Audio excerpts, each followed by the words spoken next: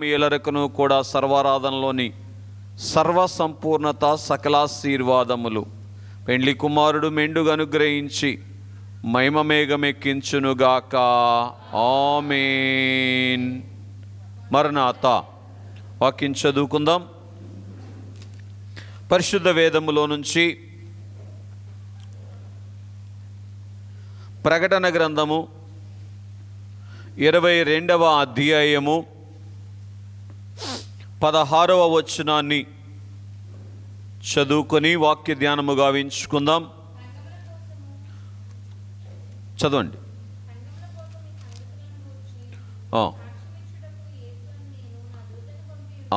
యేసు అను నేను నా దూతను పంపియున్నాను. నేను దావీదు వేరు చిగురును,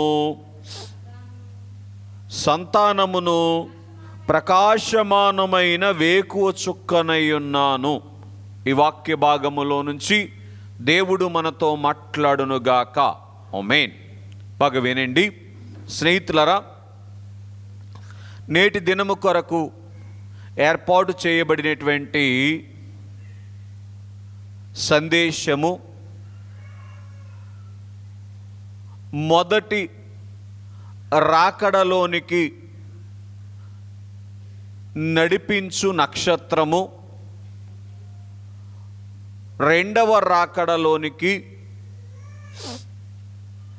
చేర్పించు నక్షత్రం. ఏం చెప్పండి ఒకసారి. మొదటి రాకడలోనికి నడిపించు నక్షత్రము, రెండవ రాకడలోనికి చేర్పించు నక్షత్రం.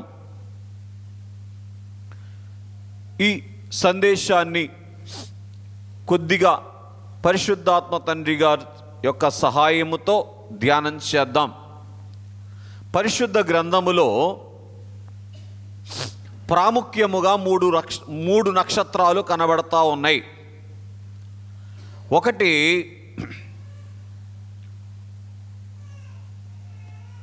మత్తయి సువార్త 2వ అధ్యాయము 2వ వచనములో ఉన్నటువంటి నక్షత్రము ఆయన నక్షత్రము. రెండవది ప్రకటన గ్రంథము 22వ అధ్యాయము 17వ వచనములో కనబడుతూ ఉన్నటువంటి నక్షత్రము ఆయనే నక్షత్రము. మూడవది దానియేలు గ్రంథము 12వ అధ్యాయము 3వ వచనములో ఉన్నటువంటి నక్షత్రము మనము నక్షత్రములము. గ్రహించండి పిల్లరా.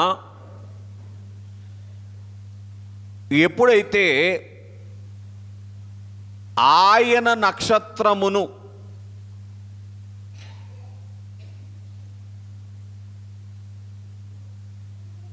లేదు ఆయన నక్షత్రం యొక్క వరుసలోనికి వస్తామో, రెండవది ఆయనే నక్షత్రమై ఉన్న నక్షత్రము వరుసలోనికి వస్తాం. అప్పుడు మనము నక్షత్రములమవుతాం. మనము నక్షత్రములమైతే దానియేలు గ్రంథము 12వ అధ్యాయము 3వ వచనం ప్రకారము ఆకాశ మండలములో నక్షత్రమును పోలి జ్యోతులను పోలి ప్రకాశించెదము. ఈ ఆకాశ మండలములో జ్యోతులను పోలి ప్రకాశించుట అని అనగా యేసుక్రీస్తు ప్రభువారు రెండవ రాకడలో ఎక్కడికి వస్తారు? మధ్యాకాశములోనికి వస్తారు. కనుక మధ్యాకాశములోనికి ఆయన వచ్చినప్పుడు ఆ ఆకాశములోనికి ఆయన యొద్దకు చేరి జ్యోతుల వలె ప్రకాశించేటువంటి అనుభవములోనికి రావాలి అంటే ఈ మొదటి నక్షత్రము యొక్క కళను కలిగి రెండవ నక్షత్రం యొక్క కళను ధరించుకొని మూడవ నక్షత్రముగా ఈ లోకములో ప్రకాశించాలి. ఈ మూడవ నక్షత్రం ఏమిటి అంటే బైబిల్ మిషను అనేటువంటి నక్షత్రం. ఏ నక్షత్రం చెప్పండి? కనుక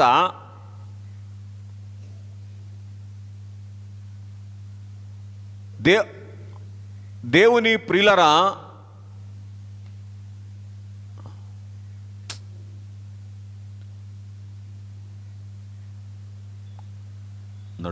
నడుస్తుందా? దేవుని ప్రియులరా,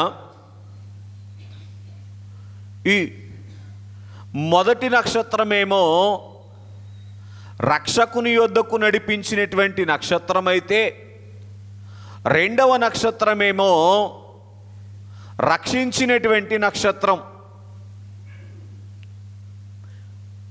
మూడవ నక్షత్రము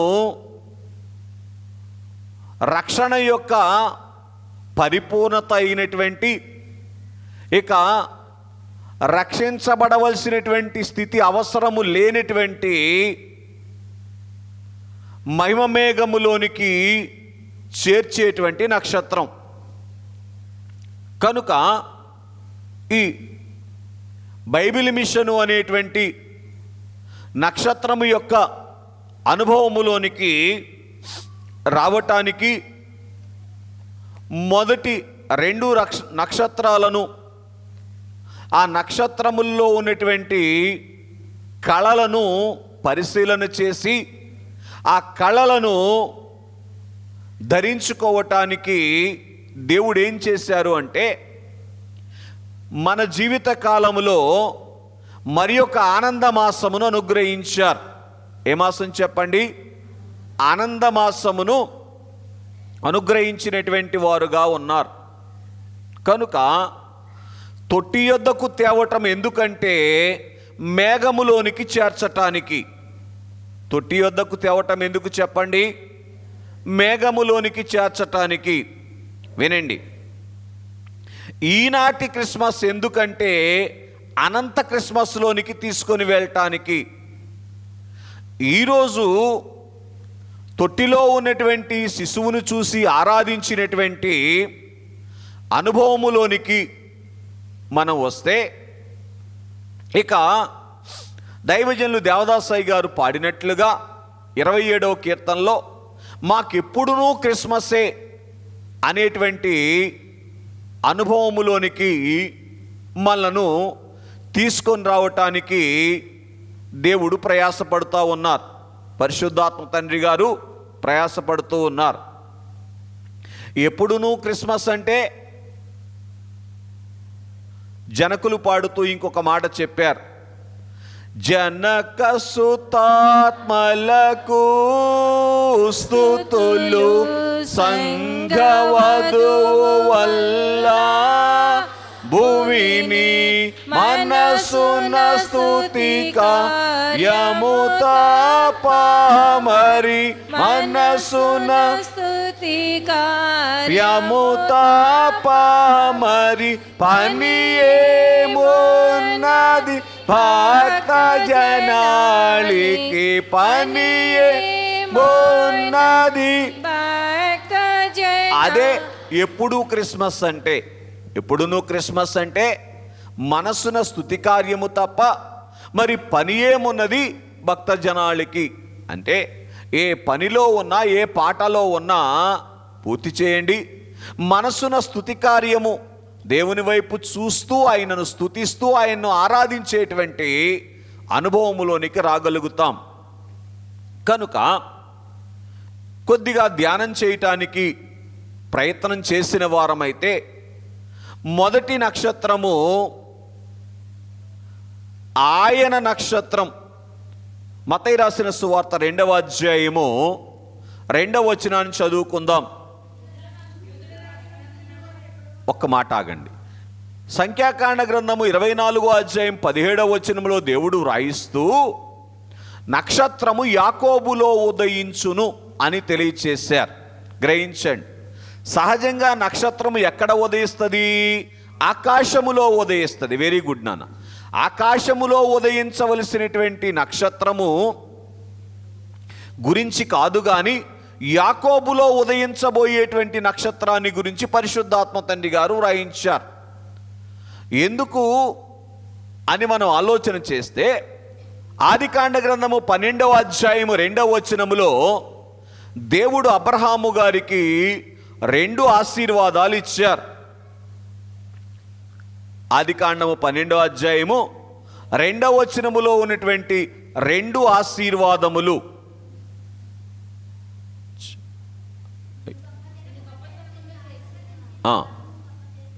అమ్మా, నిన్ను ఆశీర్వదించెదను, రెండవది చదవండి,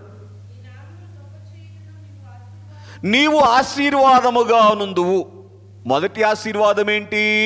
నిన్ను ఆశీర్వదిస్తాను.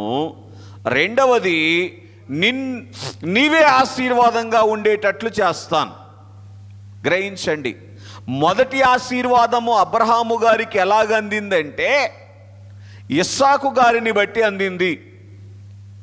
రెండవ ఆశీర్వాదము ఎవరిని బట్టి అందింది అంటే ఆయన గర్భములో నుంచి వచ్చినటువంటి యేసుక్రీస్తు ప్రభువారిని బట్టి అందింది. బాగా వినండి, ఆ రోజు అబ్రహాము గారినైనా ఈరోజు మనల్నైనా దేవుడు ఎందుకు పిలుచుకున్నారో తెలుసా? కేవలము ఆశీర్వదించబడటానికి మాత్రమే కాదు, ఆశీర్వాదముగా ఉండటానికి. అంటే ఆయన ఎలాగైతే ఆశీర్వాదమై ఉన్నాడో మనము కూడా ఆశీర్వాదమునకు ఆధారమై ఉండాలి, లేదు ఆశీర్వాదమై ఉండాలి. అర్థమవుతుందండి? కనుక దేవుని యందు ప్రియ స్నేహితులారా గ్రహించండి, ఇక్కడ మనం చూసినటువంటి వారముగా ఉన్నట్లయితే మనము ఆశీర్వాదముగా ఉండాలి అంటే ఆశీర్వాద పుత్రుడైనటువంటి, ఆశీర్వాదము అనుగ్రహించేటువంటి యేసుక్రీస్తు ప్రభువారి యొక్క వరసలోనికి మనము రాగలిగినటువంటి వారముగా ఉండాలి. కాబట్టి అందుకే దైవజనులు రాసినటువంటి ఒక పాటలో అందరి వంశంబులు నీ యందు దీవెనా బొందునంచున బ్రాహ్మణకు అందే క్రీస్తు యూదులకును అన్యజనులకు విందు క్రిస్మస్. చాలు, క్రిస్మస్లోని విందు ఏమిటి అంటే అందరి వంశములు క్రిస్మస్లో, అంటే దేవుణ్ణి ఆరాధించేటువంటి భాగ్యము మనకు అనుగ్రహించినటువంటి శిశువును బట్టి అందరి వంశములు దీవెన అందుకోవాలి, యూదులకును అన్యజనులకును అని రాయబడి ఉంటుంది. అందుకే అపోస్తుల కార్యముల గ్రంథము 10వ అధ్యాయం 36వ వచనంలో రాయబడిన మాట, యేసుక్రీస్తు అందరికీ ప్రభువు అనేటువంటి మాటను మనం చూస్తాం. కనుక అందరికీ కూడా ఆశీర్వాదము ఇస్సాకును బట్టి రాలేదు, యాకోబును బట్టి రాలేదు. గనుక అబ్రహాము గర్భములో నుంచి ఇస్సాకును నడిపించి దేవుడు ఇస్సాకు గర్భములో నుంచి యాకోబును, యాకోబు గర్భములో నుంచి యోదాను, యోదా గర్భములో నుంచి దావీదును, దావీదు గర్భములో నుంచి యేసుక్రీస్తు ప్రభువారిని దేవుడు తోడుకొని వచ్చారు. చూసారా? ఇప్పుడు నీవు ఆశీర్వాదముగా ఉందువు అనేటువంటి మాట పరోక్షముగా ఎవరి జీవితములో నెరవేరింది? అబ్రహాము గారి జీవితములో నెరవేరింది. అబ్రహాము గారి జీవితంలో నెరవేరింది అని మనం చూస్తూ ఉన్నాం. కాబట్టి మన జీవితములో అబ్రహాము గారు దేవుడా మనిషా? కదా, మనిషే కదా. కాబట్టి అలాగున్నే మన జీవితములో కూడా ఆశీర్వాదముగా ఉండేటువంటి స్థితిని నెరవేర్చినటువంటి అనుభవములోనికి రావటానికి యెషయా గ్రంథము 9వ అధ్యాయము 6వ వచనంలో ప్రభు ఏమన్నారంటే, ఏలయనగా మనకు శిశువు పుట్టెను, మనకు కుమారుడు అనుగ్రహించబడెను. చూడండి, ఆశీర్వాదము అనుగ్రహించేటువంటి ఆ కుమారుడు మనకు కుమారుడైతే మనమేమవుతాం? ఆశీర్వాదంగా ఉంటాం. చూసారా దేవుడు ఎంతగా ప్రయాసపడుతున్నారో మీరు బాగా గమనిస్తే, ఆది మానవుణ్ణి కలుగ చేసింది మొదలుకొని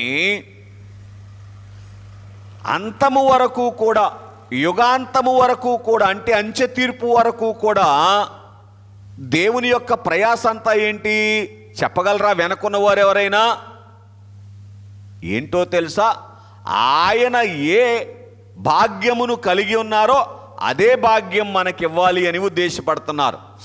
ఆయనకు కలిగిన భాగ్యం ఏంటి? ఆశీర్వాదముగా ఉండే భాగ్యం. ఈ సృష్టి అంతటికి ఆశీర్వాదం ఎవరిని బట్టి వచ్చింది? ఆయన బట్టే వచ్చింది కదా.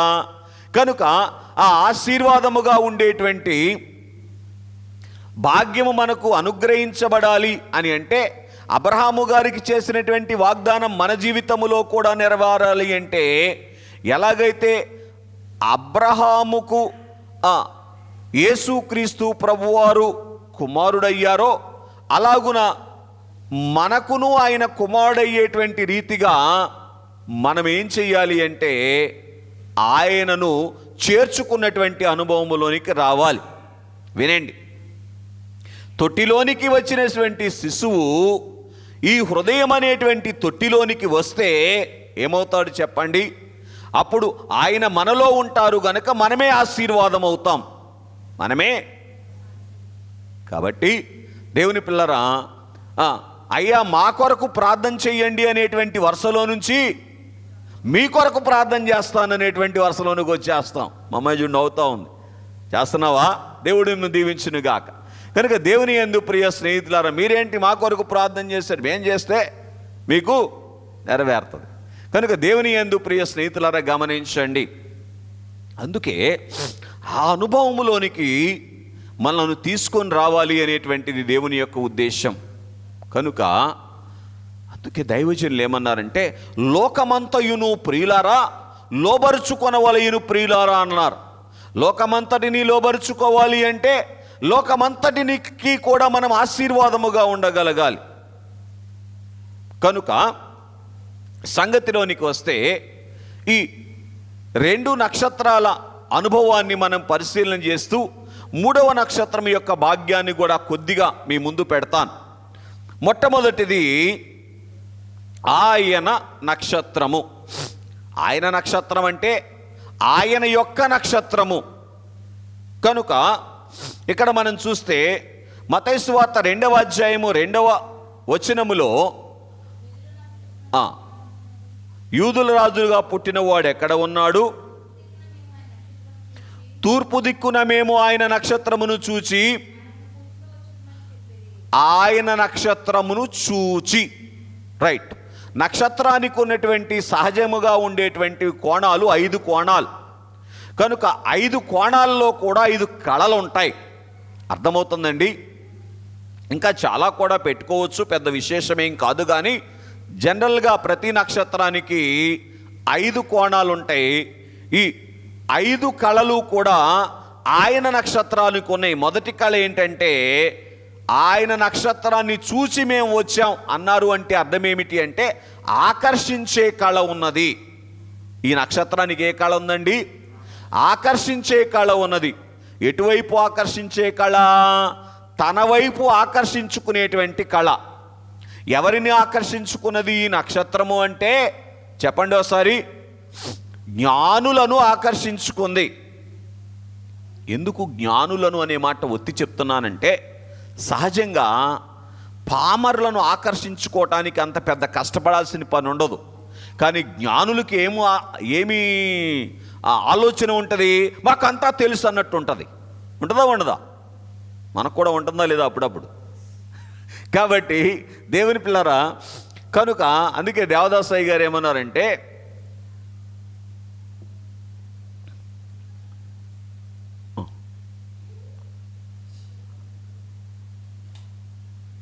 యేసు ప్రభువారు దేవుడు కాదు అన్నవారు త్వరగా రక్షించబడతారు. కానీ యేసు ప్రభువారు కూడా దేవుడే అన్నటువంటి వారు రక్షించబడటం అనేటువంటిది అంత త్వరగా సాధ్యపడదు అని తెలియచేశారు. కనుక దేవుని ప్రియులరా, గ్రహించండి, సంగతి ఏంటి అని మనం ఆలోచన చేస్తే ఇక్కడ ఈ జ్ఞానులైనటువంటి వారు అంటే లోకములో ఉన్నటువంటి వారు అందరూ కూడా ఎవరి మీద ఆధారపడతారు? జ్ఞానుల మీద ఆధారపడతారు. కనుక సహజంగా తెలివిగలవారు అని వారిని భావించి ప్రతిదానికి వారి దగ్గరికి వెళతారు. ఈ జ్ఞానులు కూడా ఎవరు? ఆకాశములో జరుగుతూ ఉన్నటువంటి మార్పులను చూసేటువంటి జ్ఞానులు. గనుక అందరూ కూడా వారి మీద ఆధారపడతా ఉంటే అటువంటి వారిని తన వైపు తిప్పుకోవాలంటే ఎంత ఆకర్షణ ఉండాలి? ఎంత ఉండాలి చెప్పండి? ఫెయిర్ అండ్ లవ్లీ ఎంత ఉండాలా? సరిపోద్దా? ఏమండి, ఇంకేమేమి ఉన్నాయో నాకు తెలియదు. కనుక దేవుని యందు ప్రియ స్నేహితులారా, మా కాలంలో అది గొప్ప.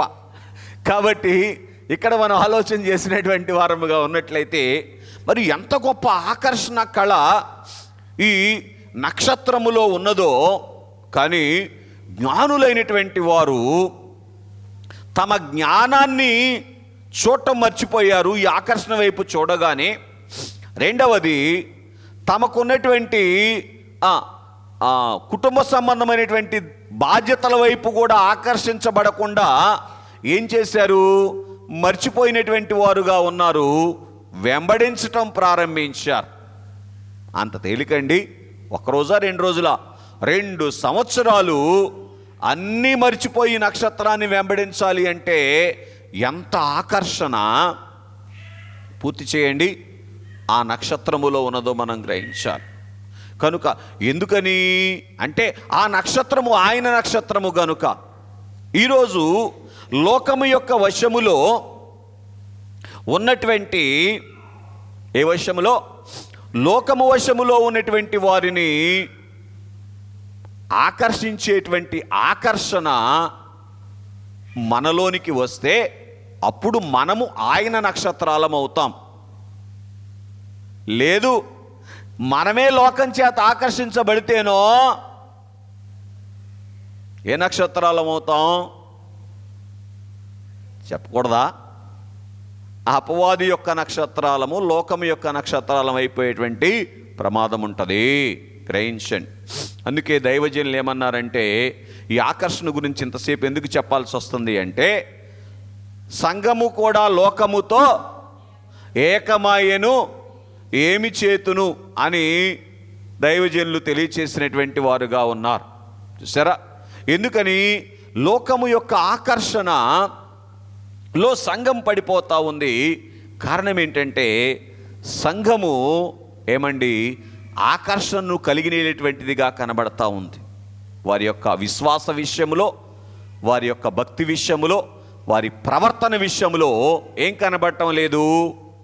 ఏంటి వీళ్ళు చాలా భిన్నంగా ఉన్నారేంటి అని, వీళ్ళలాగా మేం కూడా ఉంటే బాగుంటుంది కదా అని లోకాన్ని ఆకర్షించేటువంటి స్థాయిలోనికి మన ఆకర్షణ సరిపోవటం లేదు. అందుకే ఖచ్చితంగా చెప్పాలి అంటే సంఘాలు కూడా ఎక్కడ వేసిన గొంగళి అక్కడలాగే, అంటే ఎదుగుదల లేనటువంటి పరిస్థితిలో ఉన్నట్లుగా మనం చూస్తూ ఉన్నటువంటి వారముగా ఉన్నాం. కనుక దేవుని ప్రియులరా, ఈ ఆకర్షించేటువంటి కళ ఎందుకు ఆ నక్షత్రానికి వచ్చింది? ఆకాశంలో ఎన్నో నక్షత్రాలు ఉంటే ఆ నక్షత్రానికి ఎందుకు వచ్చింది అంటే ఆ నక్షత్రము ఆయన నక్షత్రం అయింది కనుక. మనము కూడా ఆయన నక్షత్రములమైతే ఆకర్షించే కళ వస్తుంది. రెండవదిగా దేవుని ప్రియులరా, అదే మత్తయి సువార్త 2వ అధ్యాయము 9వ వచనములో మీరు చదివితే, వారు రాజు మాట విని బయలుదేరి పోవుచుండగా తూర్పు దేశమున వారు చూసినటువంటి నక్షత్రము ఆ శిశువు ఉన్న చోటికి మీదుగా వచ్చి ముందుగా నడిచెను. కనుక ఈ నక్షత్రం ఏం చేసింది అంటే నడుస్తూ నడిపించినట్లుగా ఉన్నది అని మనం చూస్తూ ఉన్నాం. ఏం చేసింది చెప్పండి? ఎంతకాలం నడిచిందంటే ఎంతకాలానికి జ్ఞానులైనటువంటి వారు తొట్టిలో ఉన్న శిశువు దగ్గరికి వస్తారో అంతకాలం ఏం చేస్తూ ఉంది? వారితో నడుస్తానే ఉంది. ఎంత ఓపిక కావాలి! మొన్న బహుశా గురువారం వాక్యంలో, శుక్రవారం అనుకుంటా చెప్తూ, ఓపిక బాణము అన్నారు అయ్యగారు. ఏంటంట? సిద్ధిని అందుకోవటానికి ఓపిక అనేటువంటి బాణాన్ని కలిగి ఉండాలి అన్నారు దైవజనులు, క్రిస్మస్ సిద్ధి అనేటువంటి వర్తమానములో. కనుక ఈ నక్షత్రము నడిపించేటువంటి కళ కలిగినటువంటిదిగా ఉన్నది అని మనం చూస్తూ ఉన్నాం. ఇట్లా చూడండి, మనము నడవటము ఒక కళ అయితే, మన నడకని బట్టి ఇంకొకరిని నడిపించేటువంటి కళలోనికి రాగలిగినటువంటి వారముగా ఉండాలి. అప్పుడు ఆయన నక్షత్రాలమవుతాం. ఆయన నక్షత్రం ఏం చేసింది? జ్ఞానులు నడిపించింది. జ్ఞానులు అంటే ఎవరు? దేవుణ్ణి ఎరగనటువంటి వారు. వాళ్ళు పర్షియా దేశానికి సంబంధించినటువంటి వారు, దేవుణ్ణి ఎరగనటువంటి వారు. బహుశా ఏ దేశమైనా కావచ్చు. కనుక దేవుణ్ణి ఎరగనటువంటి వారిని దేవుని యొద్దకు నడిపించేటువంటి కలగలిగినటువంటిదిగా ఉన్నది. దేవుని ఎరిగిన వారిని దేవుని యొద్దకు నడిపించటమే కష్టతరముగా ఉన్నటువంటి ఈ కాలములో దేవుణ్ణి ఎరగని వారిని కూడా పూర్తి చేయండి, దేవుని యొద్దకు నడిపించాలి. ఆ రోజేమో తొట్టిలో ఉన్నటువంటి శిశువు యొద్దకు నడిపించినట్లుగా ఈరోజు కూడా దేవుని యొద్దకు నడిపించినటువంటి కళను సంపాదించుకున్నటువంటి అనుభవము ఎవరికి అంటే, ఆ నక్షత్రము వైపు చూసి ఆ నక్షత్రం యొక్క కళను అద్దుకున్నటువంటి వారికి. వీళ్ళకి ఎందుకు నడిచే కళ వచ్చింది? నడిపించే నక్షత్రాన్ని చూశారు గనుక. ఏ నక్షత్రాన్ని చూశారు? జ్ఞానులకు ఏ కళ వచ్చింది? నడిచే కళ వచ్చింది. ఎందుకని? నడిపించే నక్షత్రాన్ని చూశారు గనుక. ఒకవేళ నిలబడే నక్షత్రాన్ని చూస్తే వీళ్ళకు కూడా ఏ కళ వచ్చేది? నిలబడేటువంటి కళ వచ్చేది. చూసారా? కనుక ఇక్కడ మనం ఆలోచన చేస్తే దేవుణ్ణి ఎరగటం వేరు, దేవునితో కలిసి నడవటం వేరు. గుర్తుపెట్టుకోనండి బాగా. దేవుణ్ణి ఎరగటం వేరు, దేవునితో కలిసి నడిచినటువంటి అనుభవములోనికి రావటం వేరు. కనుక ఈ నడిచేటువంటి కళ అనేటువంటిది జ్ఞానులైనటువంటి వారికి ఆ నక్షత్రము అనుగ్రహించినట్లుగా మనం చూస్తూ ఉన్నాం. నడుస్తా ఉంటే ఏమైపోయారు వీళ్ళు? సాగిలపడే వరుసలోనికి వచ్చేసారు. ఒక రోజుకి ఏ వరుసలోనికి వచ్చారు? ఇంకొక మాటలో చెప్పనా, దేవుని దూత ద్వారా వారికి పంపించబడినటువంటి వర్తమానాన్ని బట్టి వారి మార్గాన్ని మార్చుకునే వరుసలోనికి వచ్చారు. వారు మరి ఒక మార్గమున వెళ్ళిరి అని రాయబడి ఉంటుంది. ఏ మార్గానంట? కనుక మార్గము మారాలి అంటే ఏం చేయాలి? నడక సాగాలి, నడిచేటువంటి వరుసలోనికి రావాలి. ఇంతవరకు తెలిసింది చాలు నాకు అనేటువంటి వరుసలో నుంచి మేఘములోనికి వెళ్ళేంత వరకు కూడా నేను తెలుసుకుంటూనే ఉండాలి. ఎవరిని గురించి? నా పెళ్లి కుమారుని గురించి అనేటువంటి వరుసలోనికి రావాలి అంటే నడుస్తూ ఉన్నటువంటి నక్షత్రము వైపు చూస్తూ ఆ నడిచేటువంటి కళను మనము సంపాదించుకోవాలి. కనుక దేవుని స్నేహితులారా గ్రహించండి, ఆయన ఎలాగున ఈ లోకములో ఉన్నప్పుడు నడిచారో అటువంటి నడకను మనం కలిగినటువంటి వారముగా ఉంటే ఆయన్ను చేరుకుంటాం. ఆయన్ను చేరుకుంటే ప్రకాశించేటువంటి అనుభవములోనికి రాగలుగుతాం ఆయన వలె. కనుక మరి ఒకటిగా మనం చూసినటువంటి వారముగా ఉన్నట్లయితే అదే మత్తయి సువార్త 2వ అధ్యాయము 9వ వచనములో ఉన్నటువంటి సంగతిని మరొకసారి చదివితే, వారు రాజు మాట విని బయలుదేరుచూ ఉండగా ఇదిగో తూర్పు దేశమున వారు చూచినటువంటి నక్షత్రము. ఆగండి. రాజు మాట విని రాజు కోటలో నుంచి బయటికి వచ్చేంత వరకు కూడా ఈ నక్షత్రం ఏం చేసింది? నిరీక్షించినటువంటిదిగా ఉన్నది, లేదా నిలిచి ఉన్నటువంటిదిగా ఉన్నది. అంటే ఈ నక్షత్రానికి ఏ కళ ఉంది? నిరీక్షణ కళ.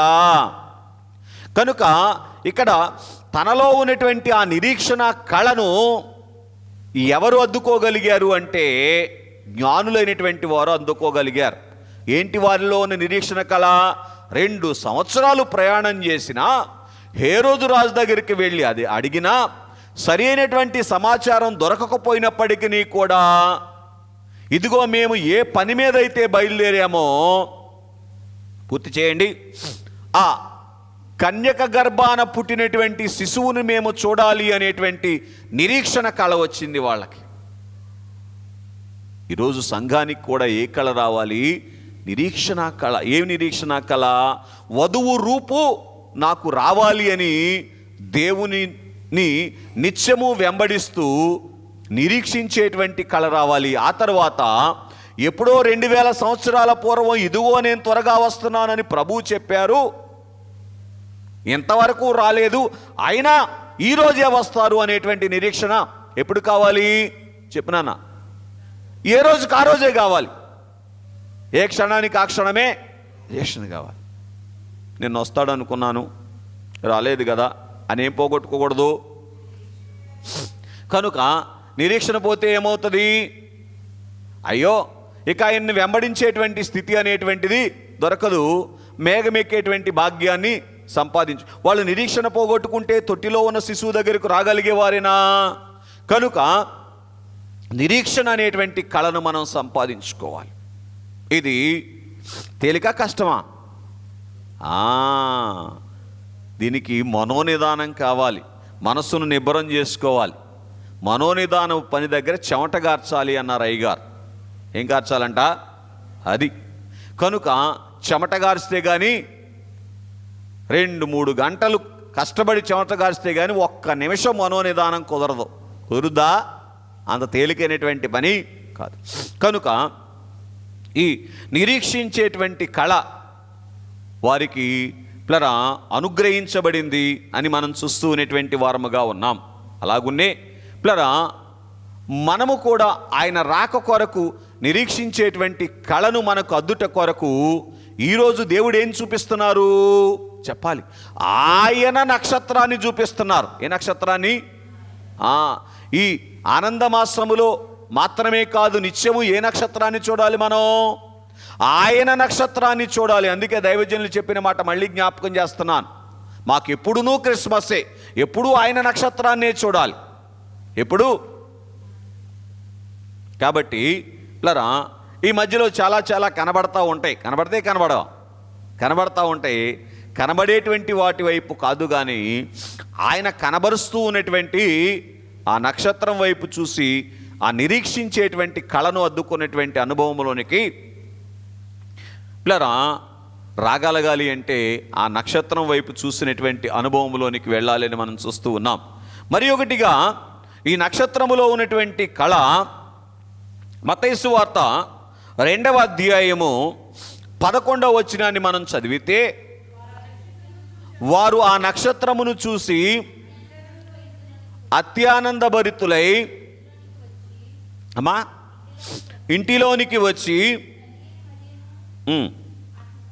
తల్లి అయిన మరియను ఆ శిశువును చూసి సాగిలపడి ఆయనను పూజించి. చాలండి. కనుక ఇక్కడ మనం చూసినటువంటి వారముగా ఉన్నట్లయితే ఆయనను పూజించేటువంటి కళను, దీన్ని ఇలాగా అర్థం చేసుకుందాం, ఆరాధింపజేసేటువంటి కళ ఈ నక్షత్రములో ఉన్నది. ఎక్కడికండి? ఆరాధనలోనికి తీసుకొని వచ్చేటువంటి కళ. ఇటు చూడండి, అద్భుతాలు చూసి నడుస్తూ ఉన్నారు వాళ్ళు. జ్ఞానులు ఏం చూస్తే బయటకు వచ్చారు? అసలు ఏంటి నక్షత్రం విచిత్రంగా ఉంది, ఇంతకు మునుపు ఇటువంటి నక్షత్రాన్ని మేము చూడలేదే అని అద్భుతముగా కనబడుతున్నటువంటి నక్షత్రాన్ని చూస్తూ వచ్చినటువంటి వాళ్ళను ఆరాధించేటువంటి అనుభవంలోనికి తీసుకొని వచ్చింది. చూడండి, అద్భుతాలు చూడటానికి దేవుని యొద్దకు నడిపించడం తేలిక, ఆరాధన చేయించటానికి దేవుని యొద్దకు నడిపించడం తేలిక? అయ్యో అద్భుతం జరుగుద్ది, యేసయ్య దగ్గరికి రండి, జబ్బులు పోతాయి, అప్పులు తీరుతాయి, ఏమండి బాధలు పోతాయి అంటే, కాబట్టి కనుక దేవుని పిల్ల గంపకొత్తగా వస్తారంట. కానీ దేవుణ్ణి ఆరాధించుతాము రండి అంటే అంత తేలికైన పనేనా? ఆరాధనలోనికి నడిపించటం అంటే అర్థం ఏంటంటే, ఇక మన శిరస్సును ఆయన పాదాల మీద పెట్టటం. ఆరాధన చేయటం అంటే అర్థం ఏంటి? ఆ జ్ఞానులు ఏం చేశారంట? సాగిలపడ్డారు అని రాయబడి ఉంటుంది. ఉందమ్మా మాట? సాగిలపడ్డారు. ఆరాధన అంటే అర్థం ఏంటంటే సాగిలపట్టం. సాగిలపట్టం అంటే అన్నిటికీ ఆయేసే తెలుసును అనేటువంటి అనుభవంలోనికి రావటం. ఇంకా చెప్పన ఆరాధన అంటే ఏంటో, ఆయన మీతో చెప్పునది చేయుడు అనేటువంటి అనుభవంలోనికి రావటం.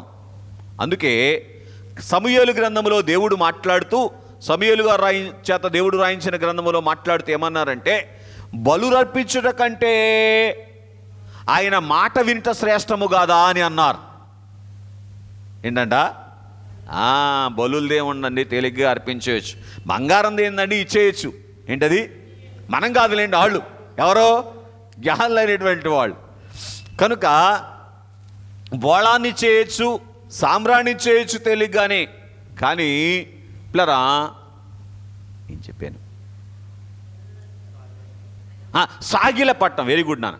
ఆయన మాట ప్రకారం నడవటం అనేటువంటిది కష్టంతో కూడినటువంటి పని.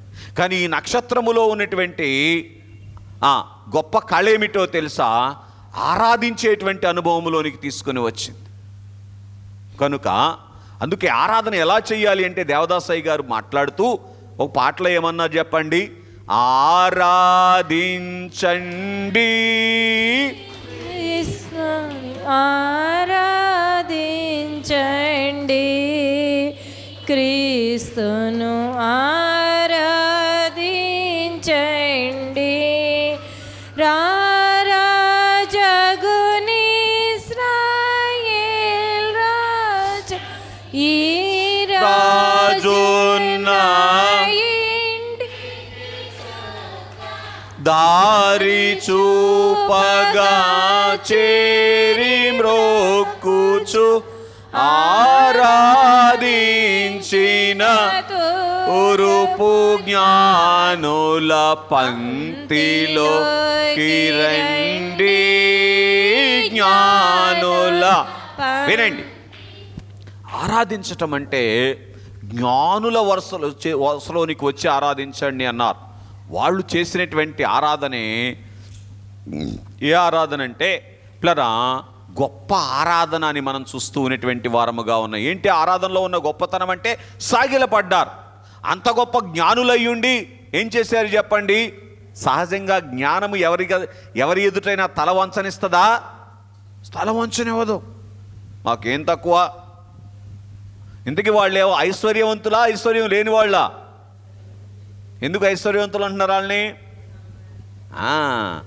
బంగారం తెచ్చారు కాబట్టి కనుక దేవుని యందు ప్రియస్ని. మరి అంత ఐశ్వర్యవంతులై ఉండి, అంత జ్ఞానము కలిగినటువంటి వారై ఉండి ఇట్లారా సాగిలపడి ఆరాధించేటువంటి అనుభవంలోనికి వచ్చారంటే ఆ నక్షత్రము వారికి ఎటువంటి కళ ఇచ్చిందో మనం అర్థం చేసుకుందాం. ఆ నక్షత్రంలో ఏం కళ ఉంది అంటే ఆరాధింపజేసేటువంటి కళ ఉంది.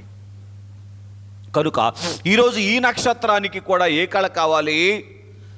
ఆరాధించేటువంటి కళ ఉండాలి. ఇది సరిపోదు, ఆరాధింపజేసేటువంటి కళ ఉండాలి. ఎందుకో మనము ఆయన నక్షత్రాలం అవటానికి, ఆయన నక్షత్రాలం అయితేనే ఆయనే నక్షత్రమయ్యున్న స్థితిలోనికి వస్తాం. మళ్ళీ ఆరంభంలో మాట చెప్తున్నాను, ఆయనే నక్షత్రమయ్యున్న స్థితిలోనికి వెళితేనే ఆకాశ మండలములో ప్రకాశించేటువంటి బైబిల్ మిషను అనుభవాన్ని చేరుకున్నటువంటి వారముగా ఉంటాం. రైట్. కనుక ఈ నక్షత్రమునకు ఉన్నటువంటి కళ ఏమిటి? లేదు, ఈ నక్షత్రము జ్ఞానులకు ఇచ్చినటువంటి కళ ఏమిటి అంటే ఆరాధించేటువంటి కళలోనికి నడిపించింది. మరి ఒకటిగా, ఐదవదిగా మత్తయి సువార్త 2వ అధ్యాయము 11వ వచనంలో ఉన్నటువంటి మాట, వారు బంగారమును బోళమును సాంబ్రాణిని కానుకలుగా సమర్పించిరి. ఈ నక్షత్రములో ఉన్నటువంటి కళ ఏమిటి అంటే సమర్పణ అనేటువంటి కళ. ఏ కళ చెప్పండి? ఈ నక్షత్రం దేనికి సమర్పించుకుంది? ప్రభువును చూపించటానికి సమర్పించుకుంది.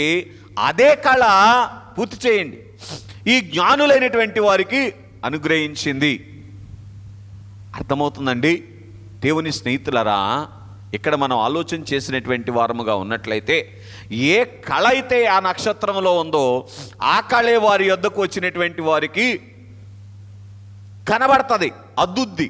ఉదాహరణకి ఇక్కడ లైట్ తెల్లగా వెలుగుతుంది కదా, ఈ లైట్కి మన గుడి మీద స్టార్ ఉంది కదా, ఎర్రదే ఉందా? ఉండేదా? ఉండేది కదా. ఆ కాగితం అందించామనుకోండి, ఎర్ర కాగితం, అప్పుడు ఆ లైట్ ఎలా కనపడుద్ది? ఆ లైట్ మన మీద పడుతుంటే మనం ఎలా కనపడతాం? మరి రాజుగారు చొక్కాలా కనపడతాం, అవునా? ఎర్రగా మెరిసిపోతూ ఉంటాం, అవునా కాదు? కనుక అంటే నక్షత్రం వెలుగులో ఏ వెలుగు కలిగినటువంటి స్థితి బయటికి వస్తూ ఉంటే ఆ రూపము మనలోనికి మన మీద అద్దబడుతుంది.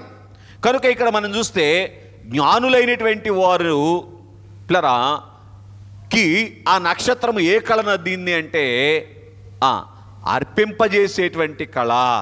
ఎంత గొప్ప సమర్పణ చెప్పండి ఒకసారి. ముందేం చేశారు?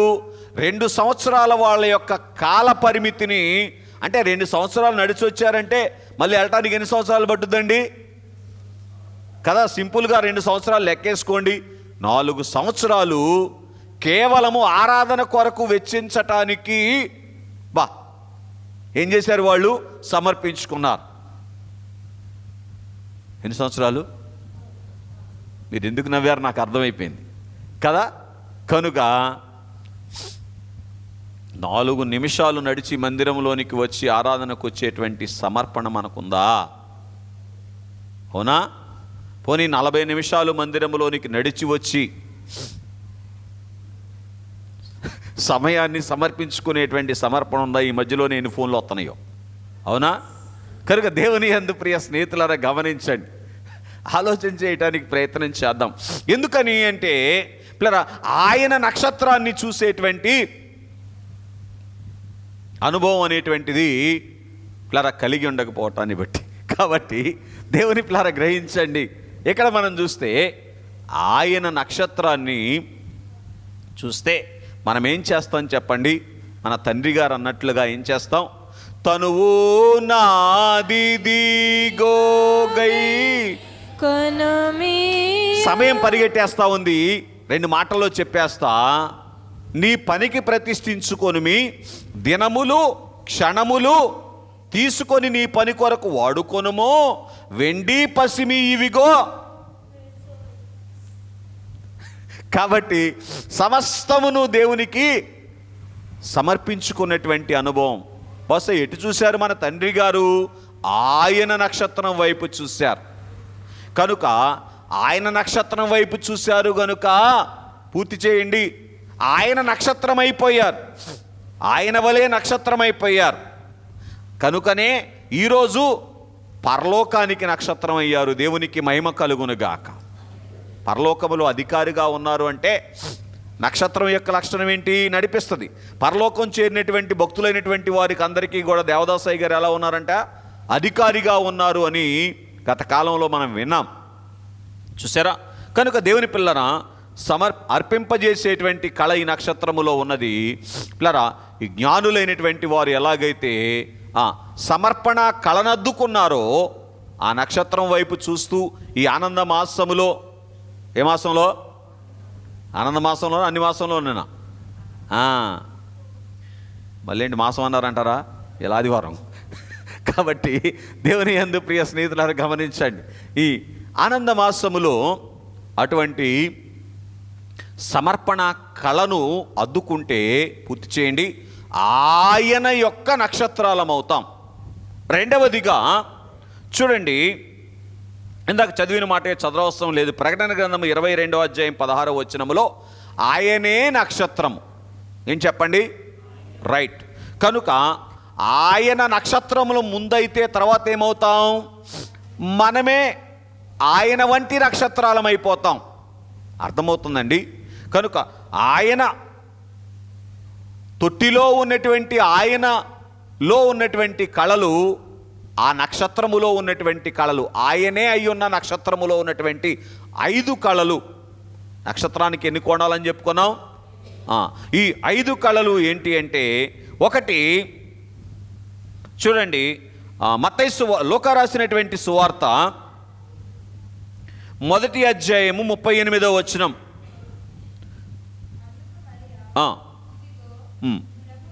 ఇదిగో ప్రభుదాసురాలని నీ మాట చొప్పున నాకు రైట్. కనుక ఆ తొట్టి దగ్గరకు వచ్చినటువంటి మరియకు ఏ కళ వచ్చింది అంటే, తొట్టి చుట్టూ ఎవరెవరు ఉన్నారు?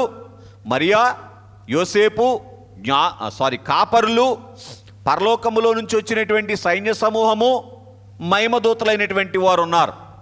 ఈ 5 కోణాలు, 5 సమూహాలకు కూడా 5 కళలు దేవుడు తొట్టిలో ఉన్న శిశువు అద్దారు.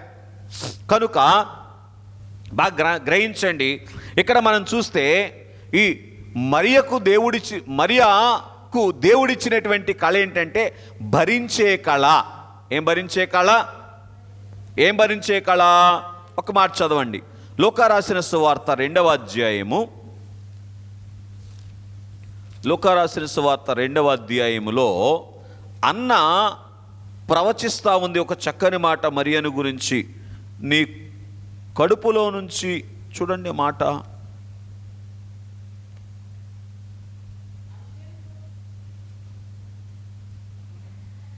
సువార్త 2వ అధ్యాయము 35వ వచనములో మనం చూసినటువంటి వారముగా ఉన్నట్లయితే, నీ హృదయములో నుంచి ఖడ్గము దూసుకొని పోవును అనేటువంటి మాట మరియకు వినబడతా ఉంటే కలవరము చెందలేదు.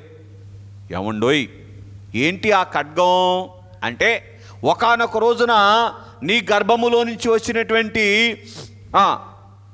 నీవు ఇన్ని నిందలు భరించి కనినటువంటి కుమారుడైనటువంటి యేసుక్రీస్తు ప్రభువారు సిలువ వేయబడతారు, అది నువ్వు చూస్తావు అనేటువంటి మాట ఎంత ఖడ్గం అండి.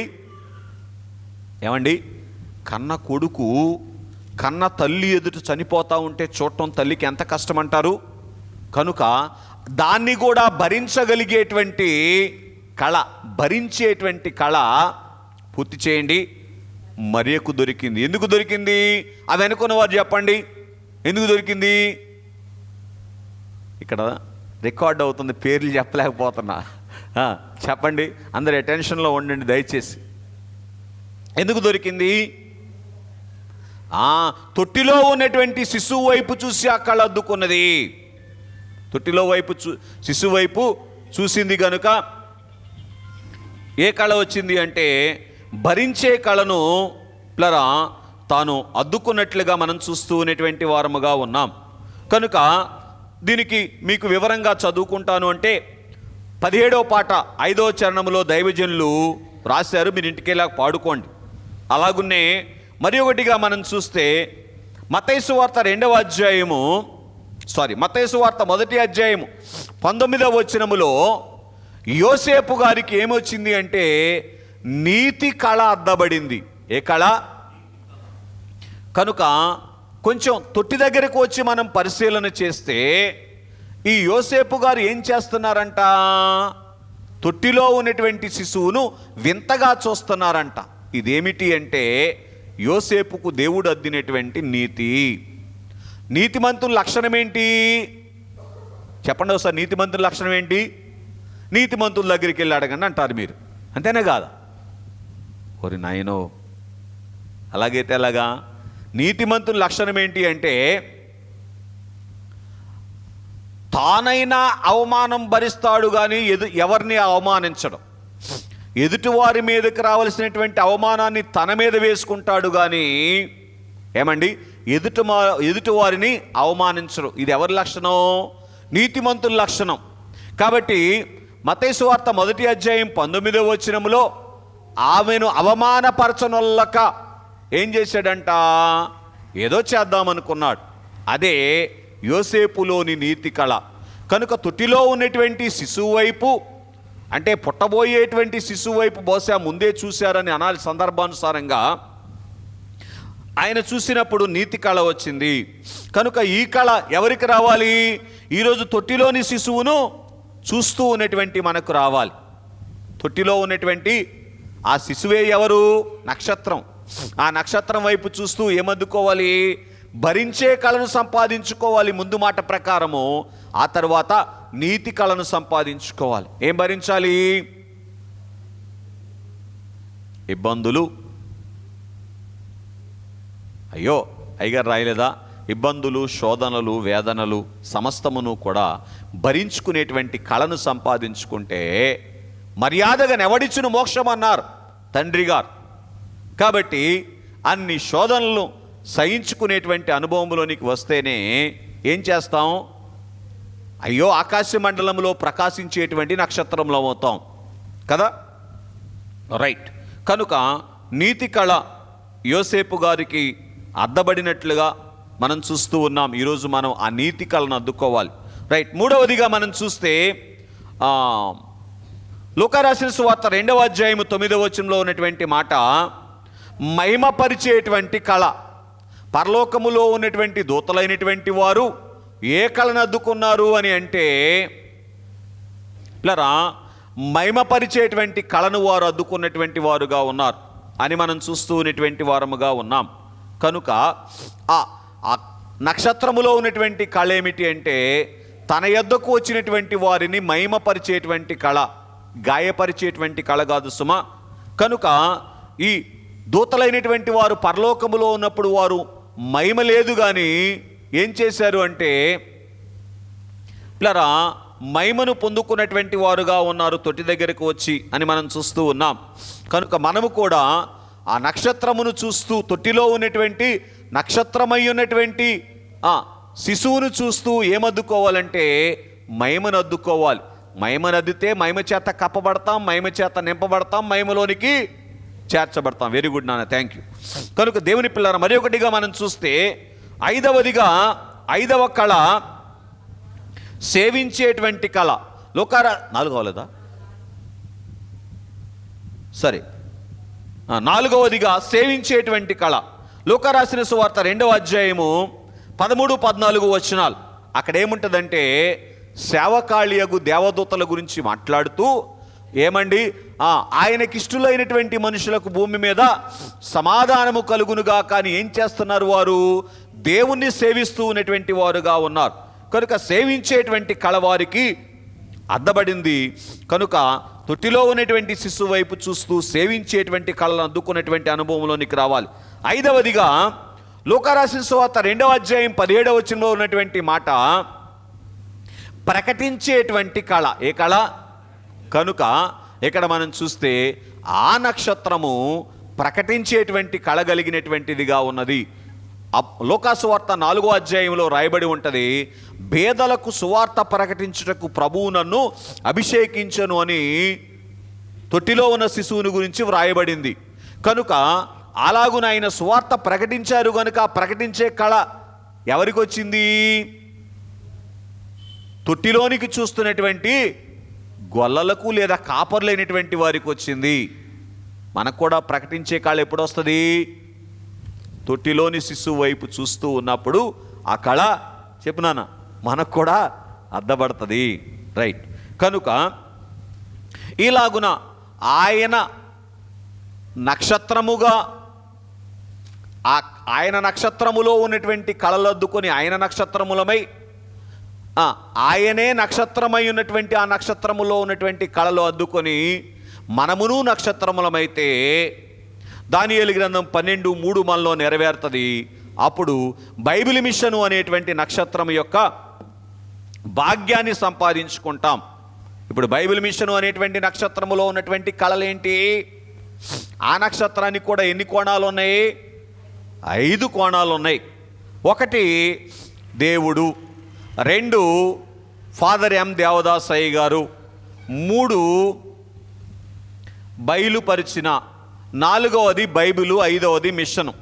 ఈ 5 కూడా బైబిల్ మిషన్కు ఉన్నటువంటి 5 కోణాలు. కనుక ఈ 5 కోణాల్లో కూడా ఏమున్నాయి? 5 కళలు ఉన్నాయి.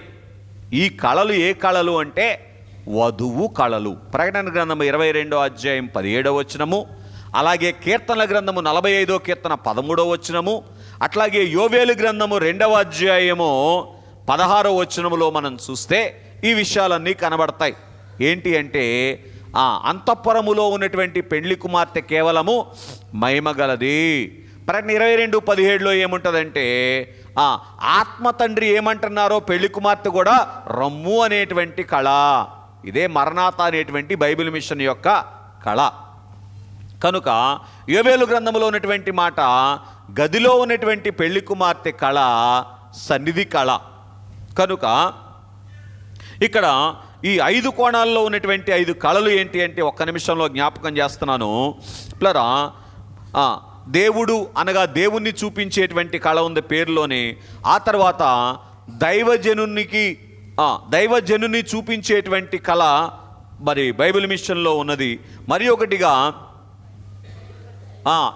దేవుని చేత బయలుపరచబడినటువంటిదిగా లోకానికి వెల్లడి చేస్తూ ఉన్నటువంటి స్థితి. అంటే అర్థం ఏంటి? దేవుడే ఆధారం అన్నట్లుగా బైబిల్ మిషన్లో చేయబడేటువంటి కార్యాలు ఏం చేస్తున్నాయి? దేవుణ్ణి మహింపరుస్తూ ఉన్నాయి. ఇది బైబిల్ మిషన్లో ఉన్నటువంటి కళ. ఆ తర్వాత బైబిలు అనగా దేవుని వాక్యపు కళ బైబిల్ మిషన్లో ఉన్నది. ఆయన మీతో చెప్పున్నది చేయుడి. మిషను అనగా పూర్తి చేయండి, దేవుని యొక్క పని. మిషన్ అనగా పని. కనుక అన్ని మతములను అన్ని మిషన్లను బైబిల్ మిషన్లోనికి ఆకర్షించుకొని మేఘమెక్కించేటువంటి పని బైబిల్ మిషన్ పని. ఇదే బైబిల్ మిషన్లో ఉన్నటువంటి పూర్తి చేయండి ఆయన కళ, వరుని కళ. వరుని కళ వధువుకు వస్తే వధువు వరుని చెంతకు చేరతది. కాబట్టి ఇంకొక 4 మాటలు చదివేస్తున్నాను. ఈ తొట్టిలోనికి శిశువు దగ్గరికి వచ్చినటువంటి వారికి రక్షణ కళ ఏమో గొల్లలకు దొరికింది, రాజకళ ఏమో జ్ఞానులకు దొరికింది. లోక 2:11, మత్తయి 2:2. వరుని కళ ఏమో సుమియోనుకు దొరికింది, లోక 2:29. వధువు కళ ఏమో నాది అనలేరా? మంద అంటున్నారు. వధువు కళ నాది. ఎవరిదే? గుండె మీదకి చేయలేకుండా మాట్లాడుతున్నారంటే ధైర్యం చాల. కనుక దేవుని పిల్లారా గ్రహించండి. లూకాసు వార్త 2వ అధ్యాయము 10వ వచనంలో ఉంటుంది, ఆయన పాపులకు రక్షకుడు. యెషయా గ్రంథము 9:6లో ఉంటుంది, ఆయన రక్షించబడినటువంటి వారికి రాజు, వధువుకు వరుడు. ఎవరైనా తుట్లో ఉన్న ఆయన ఎవరు? ఒకళ్ళకేమో రక్షకుడు అంట, ఒకళ్ళకేమో రాజు అంట. రక్షకుడు అనేమో వాళ్ళు ఏం చేశారు? ప్రకటించారు గొల్లలు. రాజు అనేమో వీళ్ళు ఏం చేశారు? బంగారం అర్పించారు. ఎవరో? జ్ఞానులు. ఏమండి, సుమియోను గారు ఏం చేశారు? వరుడు అన్నారు. ఇప్పుడు నేను అడుగుతాను, ఆ తొట్టిలో నువ్వు చూస్తున్నటువంటి శిశువు నీకు ఏమవుతాడు? రక్షకుడా, రాజా, వరుడా? వరుడైతే మనం బైబిల్ మిషన్ వరుడేనా? అట్టి ధన్యత దేవుడు మనెల్లరికి అనుగ్రహించునుగాక. పరలోకమందున్న మా తండ్రి, నీ నామం పరిశుద్ధపరచబడును గాక, నీ రాజ్యం వచ్చును గాక, నీ చిత్తము పరలోకమందు నెరవేర్చున్నట్లు భూమి యందు నెరవేరును గాక. మా అనుదిన ఆహారాన్ని మా దయచేయండి. మా ఇళ్ళ అపరాధం చేసిన వారిని మేము క్షమించిన ప్రకారం మా అపరాధములను క్షమించండి. దుష్టును తప్పించండి. రాజ్యము, శక్తి, మహిమ నిరంతరము నీవై ఉన్నావు తండ్రి. ఆమేన్. ప్రవేశ రక్తము జయము, అపవాది క్రియలకు లయము. ప్రవేశ రక్తము జయము, అపవాది క్రియలకు లయము. ప్రవేశ రక్తం సంపూర్ణ విజయము, అపవాది క్రియలకు అనంత నాశనం. హల్లెలూయా, హల్లెలూయా, హల్లెలూయా. స్తోత్రం. ఆమేన్, ఆమేన్, ఆమేన్. యెహోవా నిన్ను ఆశీర్వదించి నిన్ను కాపాడును గాక. యెహోవా నీకు తన సన్నిధిని ప్రకాశింపజేసి నిన్ను కరుణించును గాక. యెహోవా నీ మీద తన సన్నిధి కాంతి ఉదయింపజేసి నీకు సమాధానము కలుగజేయును గాక. తండ్రి అయిన దేవుని ప్రేమ, కుమారుడైన క్రీస్తు వారి కృపా, సహాయకుడైన పరిశుద్ధాత్మ తండ్రి గారి అన్యోన్య సహవాసము రాక వరకు మీ ఎల్లరకు తోడైయుండును గాక. ఆమేన్. మరణాత. ఒక్క